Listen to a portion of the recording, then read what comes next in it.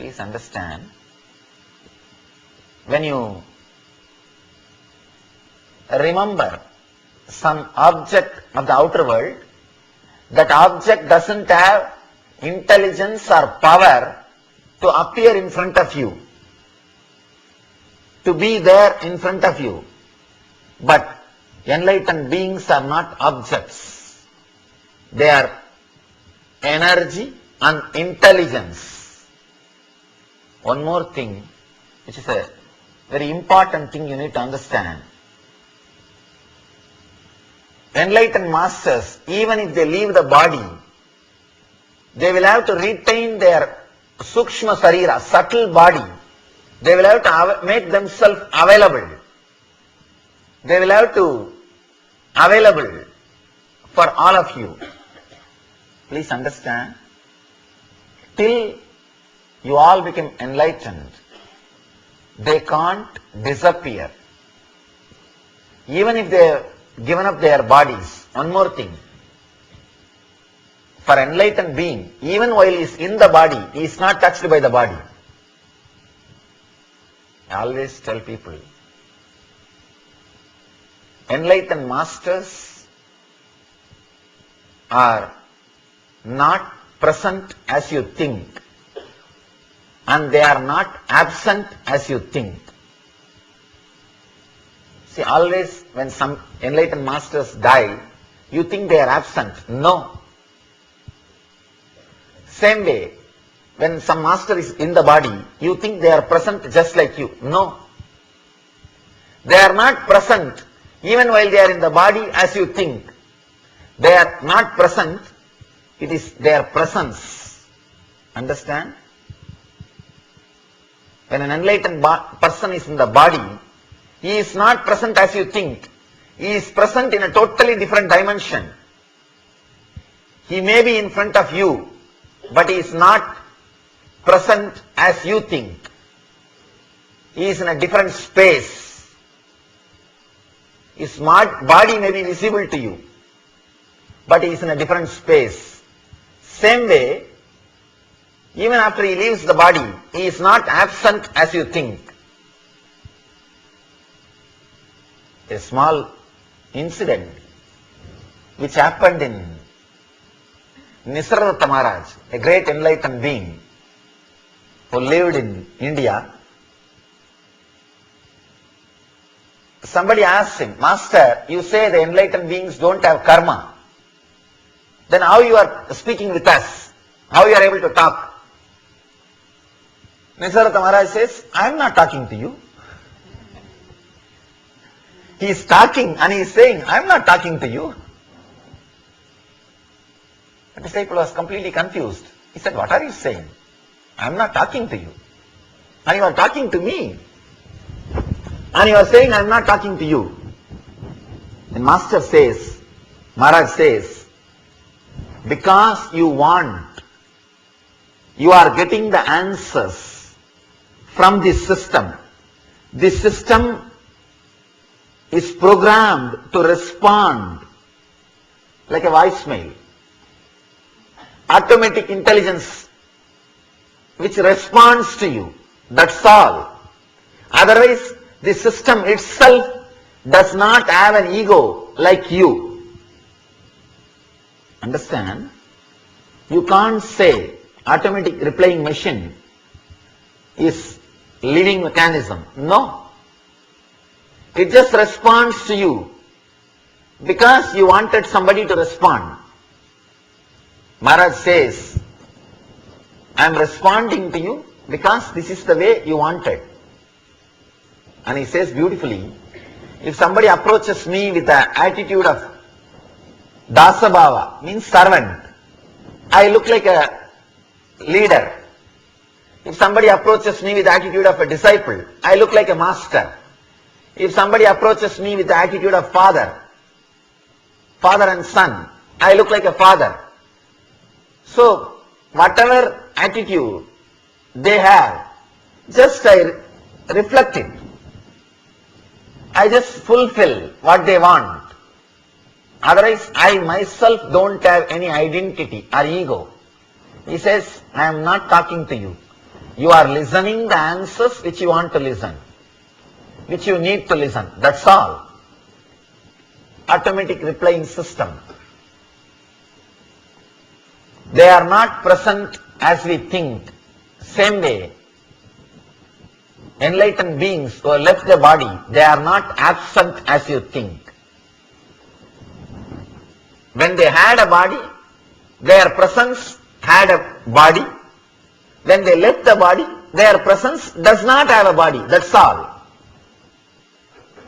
Otherwise, having a body or not having a body is no way going to disturb or change you connecting with that master. Understand? As far as master is concerned, whether they have the body or not, it's not going to disturb them.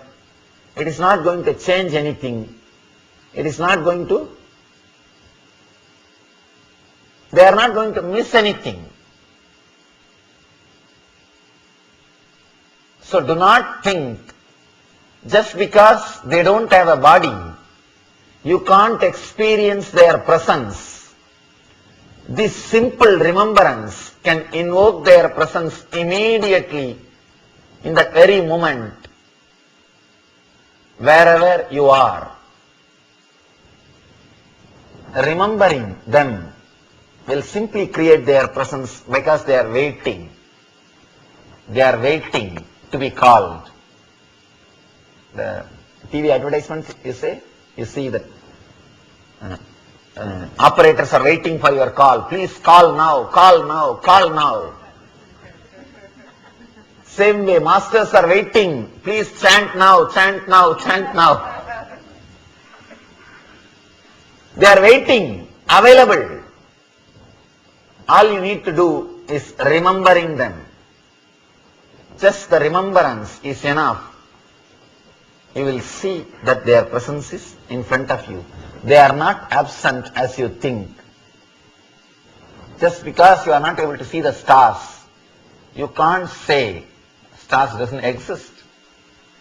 Same way, just because you don't see them with your eyes, you can't say they don't exist. Only one benefit, if the master is with the body, you may be able to feel him with all your five senses. If he is without the body, you have to feel him, experience him only in the inner space, which is beyond body. That's all. But you can verily experience him because they can't disappear till you become enlightened. During initiation, before every initiation, all the masters, enlightened beings, they take vow. Understand? During initiation, don't think only you take vows.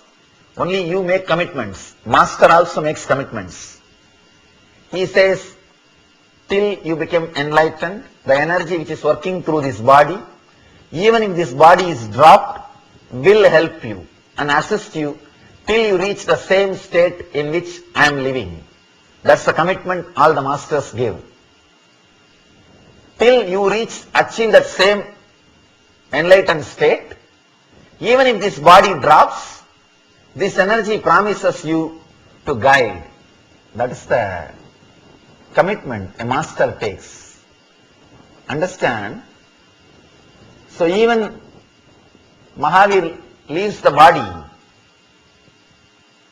he has to make himself available to all of us till we become enlightened, till we achieve enlightenment. He has to make himself available.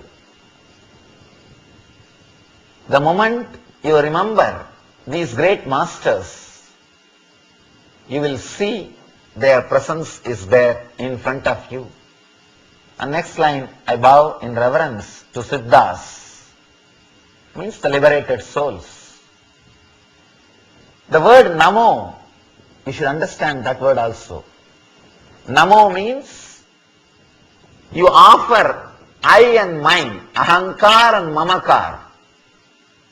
Na mama, ahankar and mamakar, you offer both. me and mine, I and mine. See, important thing. It is very easy to offer mine, means wealth. You can very easily give wealth, check. Because after some time, all rich guys feels the futility of wealth. What will you do? What will you do? Now you can buy anything which money can buy. After all these basic things, what will you do with the money? Maybe more and more zeros are getting added in your bank balance sheet. And in this country, you don't even see the currency. Only 2% is in the printed currency form. Only the passbook or the bank balance, more and more zeros are getting increased. And for that zeros, you give your whole life and you are constantly running. And finally, the person who is making you run, only those leaders' egos are expanding and you don't even know what are you going to do. And suddenly you will leave all the zeros one day and become zero. And after some time, all rich people feel the futility of wealth. What to do? It's okay. It is very easy to give money. I have seen all rich guys erecting temples in every city. Why? They understood there is no value. There is no value. Money is valuable only till you achieve all your basic needs. That is why people are kept in poverty without giving them the feeling that they have all the basic needs. They have enough wealth to take care of all the beings who are already on the planet Earth. We can give them food, we can give them clothes, we can give them shelter, we can give them medical care, all the basic care we can provide. It's a cunning strategy created by these so-called leaders to keep common man in poverty without fulfilling his basic needs, so that he will run, work and create more and more infrastructures, and these guys' ego can be feel fulfilled. Understand? We have everything. A right strategy is all we need. Right planning is all we need. And we have enough intelligence. And first time we are facing a situation where so much of intelligence is available and so much of technology and science has done miracles. We have everything and we can take care of the whole society. All the basic needs can be taken care. It's not a big thing. A rich guy knows money is valuable only for a common man who has not achieved fulfillment in his basic needs. Giving the mind is not a big thing, very easy. But giving I is the real thing. Giving I is the real thing. If you give I, you become God in the temple. If you give mind, you become a person who build temples. That's all. Mahavir became Mahavir because he gave I. He gave away the I. He dropped the ego. He has gone beyond the ego. He has gone beyond the I and mine. Understand? Do you want to be a donor or do you want to be a person who is sitting inside the temple? You want to become a worshipper or the person who receives the worship?